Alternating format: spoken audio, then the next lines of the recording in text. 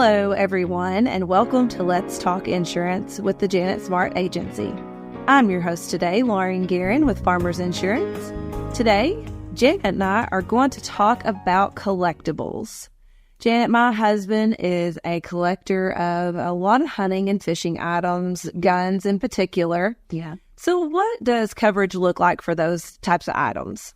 I like to call these collections. Homeowners and renters policies are not all built the same. So it's definitely important to talk to your agent if you don't want to go back and study your policy, but essentially finding out those coverage limits, because I like to say that every company has a limit, and because not the average person carries that. Like, of course, we have a couple guns at the house, but we tend to have a ton of electronics.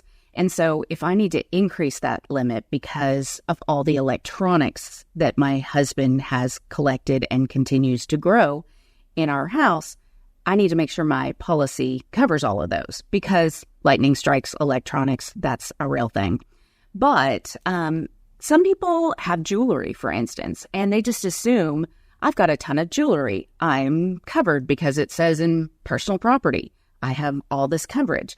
But it's interesting that policies actually limit these items because not everyone has, $100,000 worth of jewels. I know I do not.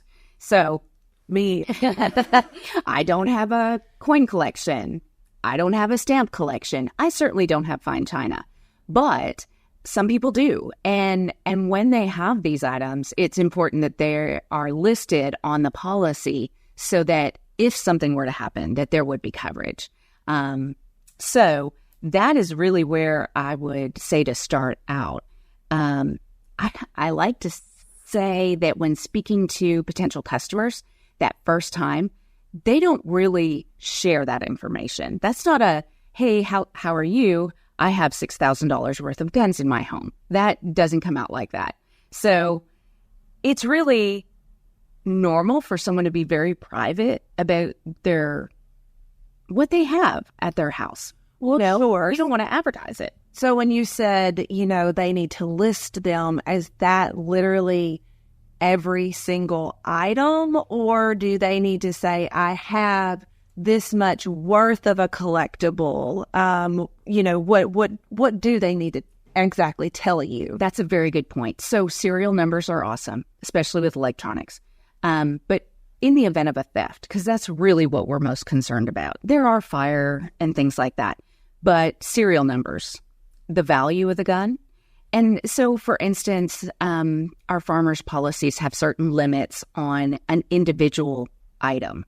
So if a gun's worth more than $2,000, $2,500, we want it on a separate floater because it's a very valuable gun. But some people have guns that are maybe $600, $1,200. And I know my boys shot trap, so we had a bunch of guns at one point in time. So most policies have a certain amount, may say $2,500 coverage for guns, which at the time when my kids were home, that wasn't enough. My husband loved going out shooting trap with them. He's a hunter. And, that's just something that a lot of people in the South like to do.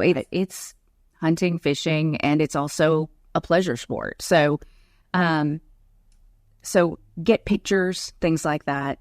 But if there's a fire and you have pictures in your home, you're not going to have that. Right. So really sharing it with your agent and having that communication.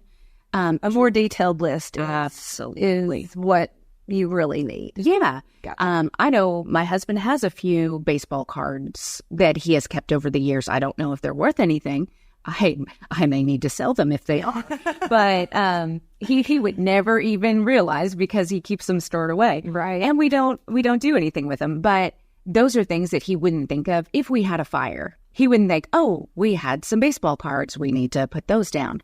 Or we had some basketball things. We had the Sports Illustrated when the Razorbacks were the champions. And so those things are very valuable to us personally because we like our things. But in insurance land, they say, what is the value if it was sold? Right. And there's just some things that are irreplaceable. And that is really hard when we have to put a dog collection. I think of china that's handed down from generations.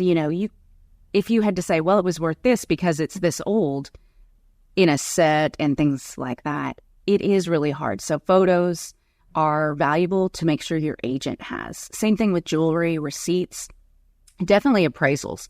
Anything over $5,000, we so want an appraisal. Right.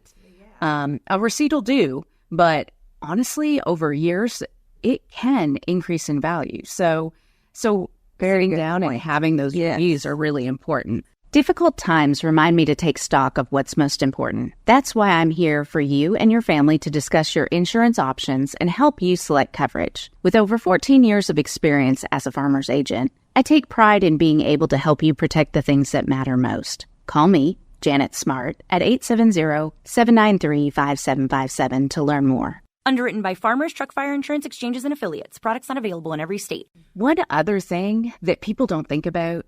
So in the past, I think we've all joked about having family members, maybe older family members that don't trust the bank. And we joked about stuffing their mattress with money or burying mason jars in the yard. Yes. And we always joke about when grandma passes, I'm sure we're going to find all these mason jars full of money. And so policies actually have really put strong limits on the value of the money that you can have cash on hand at home.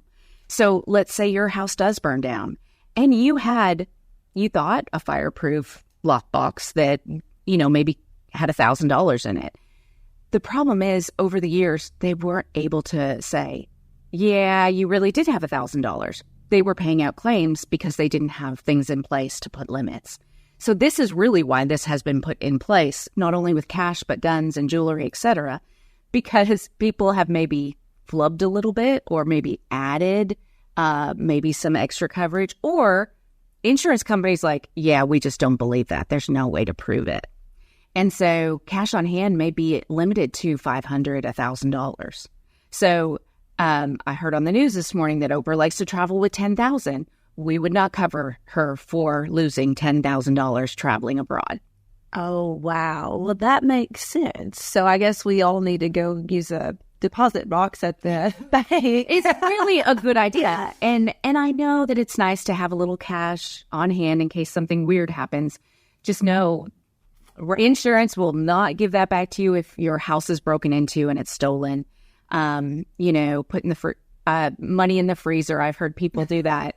But I would just say, find a different way, because in an insurance claim, they're not going to give you that value if, you use your refrigerator and appliances as banks. Well, Janet, thanks for taking the time to be here with me today, and we hope you have learned something new about insurance. If you have any insurance needs, please contact the Janet Smart Agency at 870-793-5757 or stop by our location at 3242 Harrison Street, Batesville, next door to the Eagle Mountain Shopping Center. Janet Smart Agency, the smart choice for insurance.